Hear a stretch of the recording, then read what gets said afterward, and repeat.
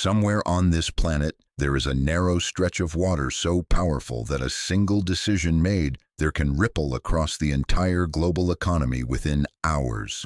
It's a place where billions of dollars in energy pass every single day, where tensions can escalate without warning, and where, recently, countries have even considered charging millions just to let ships pass through. Most people have never heard of it, yet its impact reaches gas stations, supermarkets, and financial markets around the world. And what happened there before and after the recent ceasefire may completely change the way you understand how fragile the global system really is. The Strait of Hormuz sits between Iran and Oman, appearing at first glance to be just another maritime passage. But in reality, it is one of the most critical choke points on Earth. Roughly 20% of the world's oil consumption flows through this single corridor, linking major producers like Saudi Arabia, the United Arab Emirates, Kuwait, and Iraq, to the largest energy consumers such as China, India, Japan, and much of Europe. This means that an enormous portion of the global economy depends on the uninterrupted flow of ships through a passage that in some areas is only a few dozen kilometers wide. It is not just a geographic location, it is a lifeline, and like any lifeline, it is also a point of vulnerability. Before the ceasefire, the Strait of Hormuz became one of the most dangerous places in the world. A series of escalating incidents, including attacks on oil tankers, vessel seizures, and constant threats of closure, created an atmosphere of extreme uncertainty. Iran repeatedly signaled that it could block the strait in response to international pressure, while global powers increased their military presence in the region to ensure the flow of energy would not be interrupted. Commercial ships began traveling under naval escort, insurance costs surged, and energy markets reacted instantly to every new development. The consequences were felt far beyond the Middle East. China and India, both heavily dependent on imported oil, faced rising costs and logistical uncertainty. Japan, with limited domestic energy resources, grew increasingly concerned about supply disruptions. European markets became volatile, already strained by previous energy crises, and even countries like Brazil experienced indirect effects as global oil prices influenced fuel costs, transportation, and inflation. The most alarming part of this situation was that it did not require a full-scale war to trigger a global crisis. The entire system was balanced on the edge, where a single miscalculation, a naval incident, or even an isolated attack could disrupt one of the most important supply routes on Earth. There are no fully capable alternatives that can replace the Strait of Hormuz at scale, which means the global economy was, and still is, exposed to a narrow and fragile bottleneck. In that moment, the risk stopped being theoretical and became immediate, forcing governments and corporations alike to confront how dependent the world truly is on this single passage. After the ceasefire, the situation began to stabilize, at least on the surface. Ship traffic gradually returned to more regular levels, and the immediate fear of a complete blockade started to fade. But what emerged in its place was a new and potentially even more strategic reality. Instead of simply threatening to close the strait, there have been discussions about controlling it economically, including the possibility of charging ships significant fees to pass through. In practical terms, this transforms the Strait of Hormuz from a geopolitical flashpoint into a direct economic lever where access itself becomes monetized.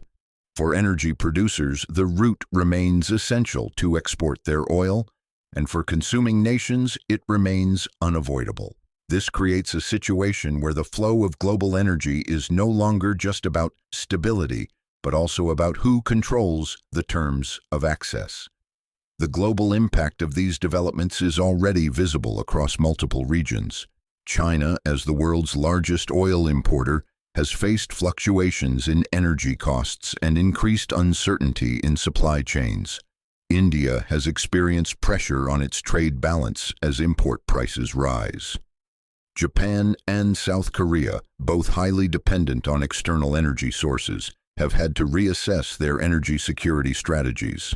Across Europe, where energy stability has already been challenged in recent years, any disruption or added cost amplifies economic stress.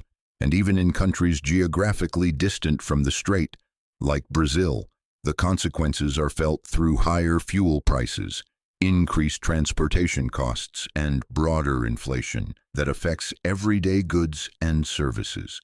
What happens in this narrow passage does not stay there. It spreads through the interconnected systems that define the modern global economy. What the events before and after the ceasefire reveal is a deeper and more uncomfortable truth about the world we live in. The global economy depends on a handful of critical choke points, and the Strait of Hormuz is one of the most important among them. It is a place where geography, politics, and economics intersect in a way that can influence billions of lives. And now, with the possibility of turning access into a controlled and monetized system, the balance of power becomes even more complex. This is no longer just about oil or even about regional conflict. It is about control over the arteries that keep the global system running. And in the end, even if you are thousands of kilometers away from the Persian Gulf, you are still connected to what happens there. Because when the Strait of Hormuz is under pressure, the effects reach your daily life through the price of fuel, the cost of food, and the stability of the economy around you. The real question is no longer whether this place matters, but how long the world can continue depending on something so small, so critical, and so vulnerable. What happens next could follow several paths, and none of them are insignificant. In a more stable scenario, the ceasefire holds, and the region gradually transitions into a controlled but tense equilibrium where the Strait of Hormuz remains open but increasingly regulated, possibly with formalized transit fees that reshape global energy costs over time.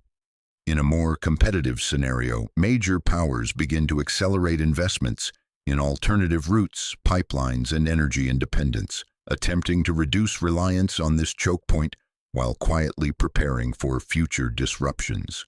But in the worst-case scenario, where tensions rise again and a single incident spirals out of control, the strait could face partial or even temporary closure, triggering a shock that would send oil prices soaring, disrupt supply chains worldwide, and push already fragile economies into crisis. The future of this conflict is not just about military confrontation, but about control, leverage, and adaptation, and the decisions made in this narrow passage of water may end up shaping the direction of the global economy for years to come. For investors, moments like this are not just risks, they are signals. Geopolitical tension in critical energy routes tends to create volatility, but also opportunity, especially in sectors like oil and gas, shipping, defense, and alternative energy. Historically, disruptions, or even the threat of disruption in the Strait of Hormuz, have driven spikes in energy prices and increased investment into energy security and diversification. A cautious but strategic approach often involves watching commodity trends, monitoring geopolitical developments closely, and positioning capital in assets that either benefit from rising energy prices or from the long-term transition away from vulnerable choke points. In a world where a single passage can influence global markets, understanding these dynamics is no longer optional, it is an edge.